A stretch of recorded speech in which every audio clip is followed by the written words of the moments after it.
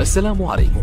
لا تنسوا الاعجاب بالفيديو والاشتراك في القناة تشجيعا لنا لنستمر بنشر المزيد إن شاء الله.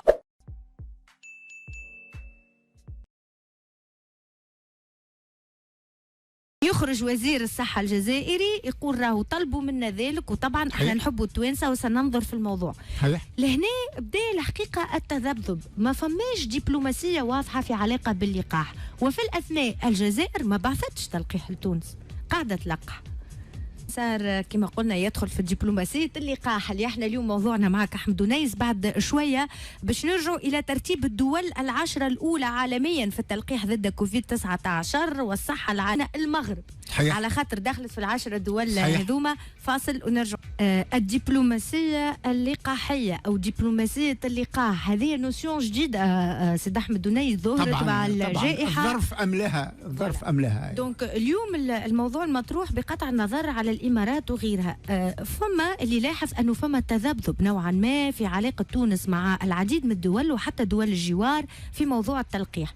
الموضوع بدأ وقت اللي وقع الإعلان رسميا من قبل حكومة تونس أنه الجزائر تريد أنها تقسم التلقيح مع الشعب التونسي. يخرج وزير الصحة الجزائري يقول راهو طلبوا منا ذلك، وطبعا احنا نحبوا التوانسة وسننظر في الموضوع.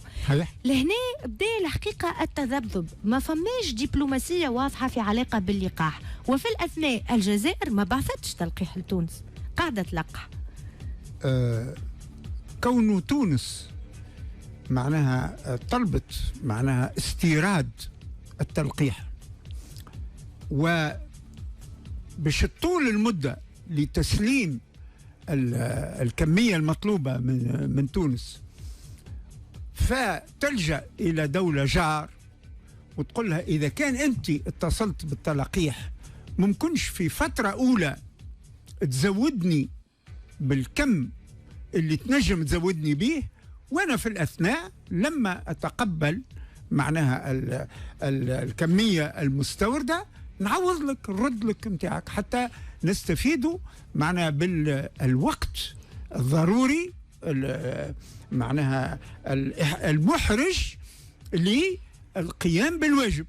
هذا طبيعي. معناها تونس تطلب من دولة جار. ايش معناه تطلب احمد دنيس؟ ايش بيه؟ ايش معناه تطلب؟ ايش معناه؟ فما فرق. تستنجد توا مثلا فما حريق. اعطيني اقسم معايا هو عادي، هذا عادي، ولكن ان يقع الاعلان عليه على اساس انه فما معاملات اخويه قبلوا هما انهم ولا اقترحوا علينا، لا هما اقترحوا علينا ثم بعد ذلك نعرفوا انه احنا طلبنا ويقع تسويق. لا احنا طلبنا مش هما اقترحوا علينا. اي احنا طلبنا وهما وافقوا. اي وين التلقيح؟ هم قسموش معنا. ما نعرفش وقع. اما كونه احنا طلبنا هذا طبيعي ان دولة معناها في ظرف محرج معناها تسعى الى الاسراع بالشروع في التلقيحات معناها لان فما ضرورة في الامر هذا، وتستنجد بدولة اللي سبقتها باش طلبت هي تزويدها قبلنا ومش عجب تحدد الموعد لتسليمها الكميات هذه. نطلب منها إذا كان ممكن تزودنا بما يكفي لتسديد مدى هذا شيء. هذه معاملات طبيعية أخوية، ما فما حتى حرج في هذا. والجزائر لا أستغرب من هذا قبلت بالتلبية الطلب، وقالت حبر ما نتوصلوا معناها بالكميات اللي طلبناها رانا نلتفتوا لكم ولا نزودوكم بالقدر الممكن. قالت هكا هي؟ أي تكلم سفير وزير الصحة الجزائري قال بكل سرور نحن نمد إخواننا في تونس معناها بالكم معناها اللي ممكن بمجرد ما نتصل نحن بالكميات المطلوبة. أنا هذا سجلته وقع. بقى تحقق ولا ما تحققش هذا ما نعرفش. هذا المسار كما قلنا يدخل في الدبلوماسية اللقاح اللي احنا اليوم موضوعنا معك أحمد دنيس. بعد شوية باش نرجعوا إلى ترتيب الدول العشرة الأولى عالميا في التلقيح ضد كوفيد 19 والصحة العالمية تهنأ المغرب صحيح. على خاطر دخلت في العشرة دول صحيح. هذوما. فاصل ونرجع معك. صحيح. مرحبا بكم، رجعنا لكم في 90 دقيقة. شكرا على المتابعة. أحمد دنيس السفير السابق، دبلوماسي سابق ووزير الخارجية السابق. نحكيو على ترتيب الدول في التلقيح ضد الكوفيد 19. المغرب تدخل الترتيب متاع العشرة دول الأولى. حاجة باهية برشا على خاطر رئيس الحكومة بث الخبر هذايا لمتتبعيه عبر وسائل التواصل الاجتماعي وقال لهم راهو منظمة الصحة العالمية تهنئ المغرب وتشيد بنجاحها في رفع تحدي التلقيح ضد كوفيد 19. في الأثناء نحبوا ولا نكرهوا نفرحوا برشا للمغرب وللجزائر ولكل دول العالم، ولكن يحز في نفسنا أحمد ونايس أنه اليوم ما قدرناش أنه نحرك الدبلوماسية متاعنا كما ينبغي في علاقة بالتلقيح. أعضاء لجنة الصحة في البرلمان يتحدثوا على العديد من الطلبات من العديد من الدول.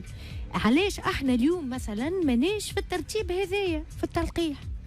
كنا نجم نكونوا في الترتيب هذايا، والنظام اللي اليوم ناجح في المملكة المغربية فيما يخص معالجة القضية هذه متاع الوباء متاع الجائحة، هو كان ينجم يكون نظام تونسي، نظام جزائري، نظام ليبي كذا.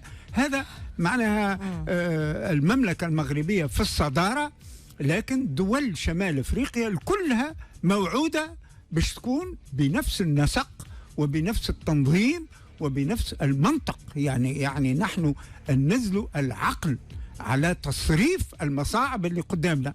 نجحت فيه المملكة المغربية والحمد لله عليهم وربي يهنيهم وإن شاء الله ديما سباقين. المملكة المغربية تلقات أول معناها تسليم بالكميات في نهاية شهر جانفي، وبدأت التلقيح يوم 28 جانفي. تلقات 4 ملايين من الجرعات معناها للتلقيح، وبعد أسبوعين تلقات 4 ملايين أخرى من جديد، واليوم وصلوا 3 ملايين و740 ألف معناها من المغاربة اللي تلقاوا التلقيح هذايا، والخطوة عمل ماشي. حتى للبارح 3 ملايين و28 ألف و97 شخص تلقاوا التلقيح في المغرب. أحمد دنيس بالتونسي بالدارجة، قوة فلوس، قوة إمكانيات، قوة اختيار علاقات، قوة انفتاح على أسواق متعددة. لا تنظيم. شنو هو التنظيم بالضبط اللي احنا نقصنا التنظيم الحكومي. معناه أمور متناقضة بين بعضها، وفما تخلويط فهمت، وفما عقد اللي كنا لو كان النظام معناها كان منطقي وكان سليم كنا نجوزوها في دقيقتين. تصور بورقيبة موجود، أمور من النوع هذا ما تقعش. كيفاش؟ ما تقعش، معناها الأمور تتنفذ تماما، وبورقيبة يعطي ثقة للوزراء متاعه. أنا كنت شاب لما محمود الماطري كان وزير الصحة، يخبر بورقيبة ولا ما يخبرش، أما يمشي يحضر في أول اجتماع عالمي متاع منظمة الصحة العالمية، وتنخرط تونس في المنظمة هذه وتتحصل على مساعدات استثنائية للقاح ضد الرمد وضد الأمراض اللي كانت وقتها أوباء سنوية تخرج فصولا، ويروح ويتمم معناها الحملة ضد الرمد وضد معناها الأوباء بتاع الفصول هذيك الكل. وحبيب بورقيبة يتبع بالتليفون، وثيقته في محمود الماطري كاملة. ولا دونك ما عندناش ثقة بين وشنو الغريب كونه منطق تونسي معناه يتنفذ بالصفة هذه، ولا منطق من المملكة المغربية. هذا أمر طبيعي. كوننا أصبحنا معنا في نظام تصرف، ما نقولش نظام سياسي، أما نظام تصرف معقد ومتناقض بين بعض، بالرغم من أن ركزنا جميع الأمور في هيئة مركزية هي اللي تتصرف بهذا فوق الأحزاب السياسية وفوق الأشخاص وكل شيء، هذا أمر منطقي، لكن لازم نخليه يخدم.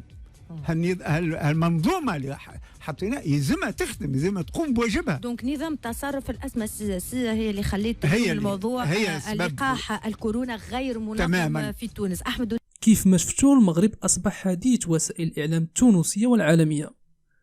المغرب اللي قرب يلقح 4 ملايين مواطن مغربي فاجأ العالم وخلاهم يتساءلوا لماذا المغرب حقق نجاحا باهرا في عملية التلقيح. خليوا لنا الآراء ديالكم في التعليقات. شكرا لكم على المشاهدة، نتلاقاو في فيديو جديد.